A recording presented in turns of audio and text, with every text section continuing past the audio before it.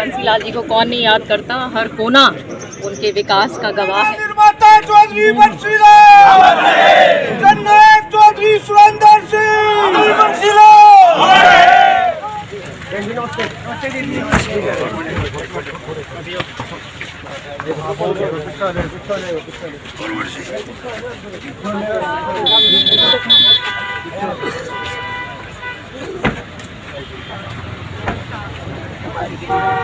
चौधरी सुरेंद्र सिंह अमर रहे, अमर रहे, अमर रहे। चौधरी बंसीलाल अमर रहे, अमर रहे, अमर रहे। संस्कृति जिंदाबाद, जिंदाबाद, जिंदाबाद। संस्कृति जिंदाबाद, जिंदाबाद, जिंदाबाद। चौधरी सुरेंद्र सिंह अमर रहे, चौधरी सुरेंद्र सिंह अमर रहे, चौधरी सुरेंद्र सिंह अमर रहे। चौधरी बंसीलाल अमर रहे, चौधरी बंसीलाल अमर रहे।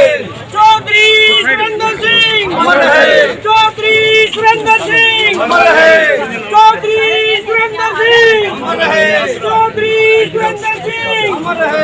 चौधरी बंसीलाल अमर रहे, चौधरी सुरेंद्र सिंह, चौधरी सुरेंद्र सिंह अमर रहे। नमस्ते बहन जी। नमस्ते बहन जी। राम राम। अरे कैसे रहो सब ठीक? तबीयत नमस्ते बहन जी। क्या हाल है? नमस्कार। क्या हाल है? सब ठीक है? हाँ जी नमस्कार। कैसे हो? नमस्कार नमस्कार। हाँ जी राम राम जी, राम राम। अरे क्या हाल? लगे हुए हो आप तो? है नमस्कार जी, नमस्कार। क्या हाल? आई एम सॉरी, उस दिन क्या था? आई थिंक विधानसभा प्रधान जी थोड़ी सी कैसे हो आप? चौधरी बंसीलाल, चौधरी बंसीलाल अमर रहे। चौधरी सुरेंद्र सिंह अमर रहे, चौधरी सुरेंद्र सिंह अमर रहे। नमस्कार। कैसे हो? क्या हाल? चौधरी बंसीलाल अमर रहे, चौधरी बंसीलाल अमर रहे, चौधरी बंसीलाल अमर रहे, चौधरी बंसीलाल अमर रहे। चौधरी बंसीलाल अमर रहे, चौधरी बंसीलाल अमर रहे। चौधरी सुरेंद्र सिंह अमर रहे, चौधरी सुरेंद्र सिंह अमर रहे, चौधरी सुरेंद्र सिंह अमर रहे। चौधरी बंसीलाल अमर रहे, चौधरी बंसीलाल अमर रहे, चौधरी बंसीलाल अमर रहे। हरियाणा निर्माता चौधरी बंसीलाल अमर रहे, हरियाणा निर्माता चौधरी बंसीलाल अमर रहे। जननायक चौधरी सुरेंद्र सिंह अमर रहे।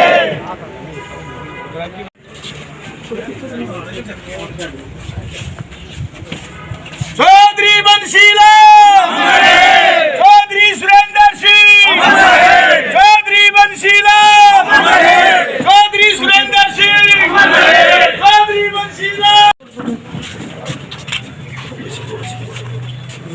पहन सकते हैं ये ना।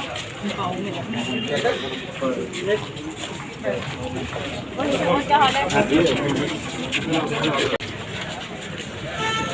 नमस्ते। नमस्कार नमस्कार। कैसे हो? ठीक हो जी? क्या हाल? कैसे हो? चौधरी सुरेंद्र सिंह अमर रहे, चौधरी सुरेंद्र सिंह अमर रहे, चौधरी सुरेंद्र सिंह अमर रहे। चौधरी बंसीलाल अमर रहे, चौधरी बंसीलाल अमर रहे, चौधरी सुरेंद्र सिंह अमर रहे। चौधरी बंसीलाल जी को कौन नहीं याद करता, हर कोना उनके विकास का गवाह है। और जब हरियाणा प्रदेश शुरू में बना तो सब जानते थे कि किस तरीके से उन्होंने मेहनत करके हरियाणा प्रदेश की तकदीर बदलने का काम किया। और हमारे तमाम इलाके को पता है यहाँ पे तो कितनी पानी की किल्लत थी और किस तरीके से यहाँ पे एक ऐतिहासिक लिफ्ट इरिगेशन स्कीम उन्होंने लागू करी, जो तमाम इलाका हरा भरा हुआ। और हर क्षेत्र में उनका योगदान रहा, चाहे पढ़ाई का क्षेत्र हो, चाहे कृषि का क्षेत्र हो, चाहे बिजली का हो, सड़क का हो। तो जो मॉडर्नाइजेशन, जो एक आधुनिक हरियाणा की उन्होंने बहुत स्ट्रॉन्ग फाउंडेशन रखने का काम किया। उनसे प्रेरणा लेकर मैडम आप आगे किस तरह काम करेंगे, क्या करेंगे? उन्हीं की प्रेरणा है। और जैसे आज भी आप देख रहे हैं कि अब 31 मार्च को कितना बड़ा यहाँ पे माननीय सीएम साहब के नेतृत्व में माइक्रो इरिगेशन का जो हमारा इतना बड़ा वो मेला हो रहा है सूक्ष्म सिंचाई को लेकर, कि किस तरीके से यहाँ पर देखिए, इस इलाके ने बड़ी मेहनत करी है। दक्षिण हरियाणा का इलाका है ये, और जब चौधरी बंसी लाल ने लिफ्ट इरिगेशन स्कीम यहाँ पे लागू करी तो एक रेतीले इलाके को हरा भरा यहाँ पे किसानों ने यहाँ पे काम किया। तो मैं मानती हूँ कि यहीं के लोग एक बार फिर अपनी दिशा बदलेंगे और मॉडर्नाइजेशन की तरफ, क्योंकि पानी सबको मालूम है कि आने वाले समय में हम सबको एक बहुत अच्छी तरीके से समझ से काम लेना है, क्योंकि ये सारी प्राकृतिक चीज़ें हैं।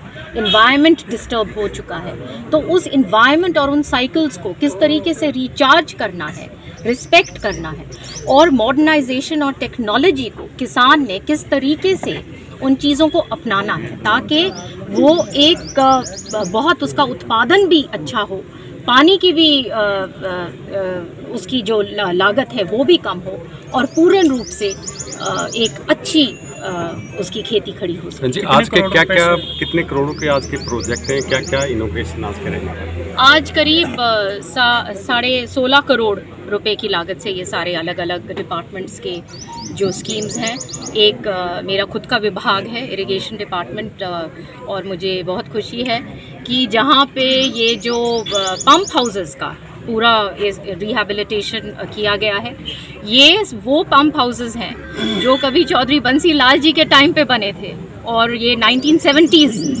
की बात है। तो अब जाकर उनका ये पूरा की पूरा नया बन रहे हैं। तो ये एक किसान के लिए ये सबसे इम्पोर्टेंट चीज़ है कि उसकी जो इंफ्रास्ट्रक्चर जो है, जो हमारी जो नहरें हैं जहाँ पे इतने सालों से देख रेख नहीं हो पाई, हमारे जो माइनर्स हैं, हमारी जो बाकी जो खेतों की जो वाटर कोर्सेज हैं, ये तमाम चीज़ें अब माननीय सैनी साहब के नेतृत्व में इनको पूर्ण रूप से किया जा रहा है, जो बहुत बड़ी बात है। राज्यसभा चुनाव के परिणामों को आप कैसे देखते हैं, खासकर जो निर्दलीय प्रत्याशी के चुनाव? देखिए, उन्होंने चुनाव लड़ा और परिणाम सामने हैं, और कांग्रेस मुश्किल से निकली है अपने जान बचा के। तो आप मान सकते हैं कि क्या उनके अभी थोड़े होश अभी संभालने में टाइम लगेगा उनको। 4 क्रॉस वोटिंग भी हुई है मैडम कांग्रेस की, तो उसको कैसे देखते हैं? क्या उनके कभी कह रहे थे 4, कभी कहते हैं 5, कभी कहते हैं 9, तो यही जाने कि इनकी क्या रणनीति है, किसको दिखा रहे हैं, किसको छुपा रहे हैं, क्या सोचते हैं। क्योंकि जब ये शुरू में निकले थे तो इनके ही MLA अरोड़ा साहब ने बोला था कि कोई क्रॉस वोटिंग नहीं हुई है, फिर जब आए तो फिर उन्होंने फिर बयान बदले, हर बारी इनके बयान बदल रहे हैं, और जो इनको नोटिस भी दिया गया उसकी कभी लैंग्वेज बदलते हैं। तो कांग्रेस पार्टी एक बिल्कुल ही डिफंक्ट ऑर्गेनाइजेशन हो चुकी है, जैसे हेडलेस चिकन की तरह कि कोई डायरेक्शन नहीं है। एक आम जनता से बहन जी क्या अपील करेंगे? पेट्रोल और डीजल के जिस प्रकार के दाम हुए, तो आम जनता से क्या अपील करेंगे? देखिए, जी ने खुद पार्लियामेंट में पूरी बात रखी है, और एक इंटरनेशनल डेवलपिंग स्थिति है जो चल रही है, और इसको बहुत तगड़ी तरीके से सेंटर और स्टेट मॉनिटर कर रहा है, और ये स्ट्रॉन्ग नेतृत्व है प्रधानमंत्री जी का, इसलिए ये इस प्रकार की यहाँ पे मॉनिटरिंग चल रही है, जहाँ पे उन्होंने स्पेशल टीम्स बनाई हैं, और किसी प्रकार की कोई दिक्कत नहीं है, पूरे की पूरे रिजर्व्स में है पेट्रोलियम में। बल्कि at a time like this, जहाँ पे पूरे विश्व में प्राइसेस ऊपर जा रही हैं, माननीय प्रधानमंत्री जी ने हमारे लोगों के लिए मद्देनज़र रखते हुए कि दिक्कत ना आए ऐसे टाइम पर, उन्होंने एक्साइज ड्यूटी में कटौती करी है। तो ये बहुत बड़ा स्टेप है, और कोई भी, अभी भी मेरी डीसी से बात हुई है, कल रात को चीफ मिनिस्टर साहब ने पूरा हरियाणा प्रदेश का मॉनिटर उन्होंने किया है सारे की सारे जो डीसीज के साथ कि कहीं कमी है नहीं है,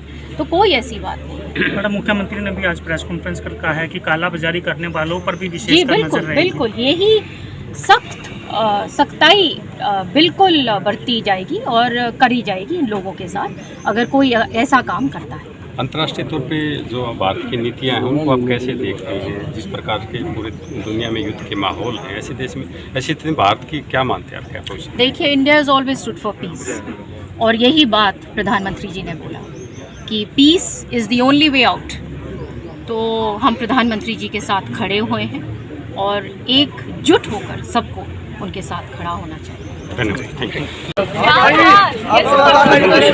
जैसे हो, बोल दिया।